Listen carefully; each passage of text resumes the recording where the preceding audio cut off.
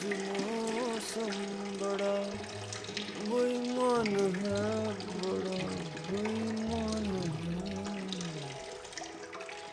7 8 5 9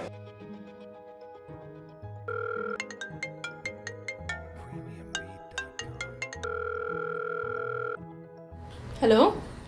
hello, पूजा बात कर रहे हैं क्या? आप कौन? मैडम, हमारा इंटरव्यू बाद में कर लेना, पहले अपना नाम तो कंफर्म करा दो। आप बताएंगे आप कौन बोल रहे हैं?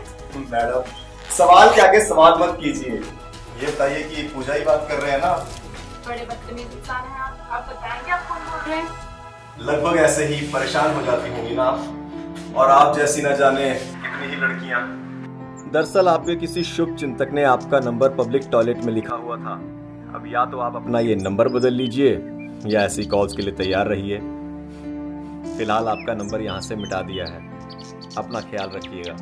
Thank you. Hello hello. कभी किसी लड़की से बदला लेने के लिए और कई बार सिर्फ मजाक मजाक में अक्सर हम उस लड़की का नंबर पब्लिक प्लेसेस में लिखाते हैं और फिर अनजान नंबरों से आने वाले फोन कॉल से या तो वो लड़की मानसिक तनाव का शिकार हो जाती है या फिर उसे और भी कई तरीके की पर्सनल और प्रोफेशनल दिक्कतों का सामना करना पड़ता है। तो दोस्तों, फिर कभी ऐसा करने से पहले एक बार सोचिएगा जरूर।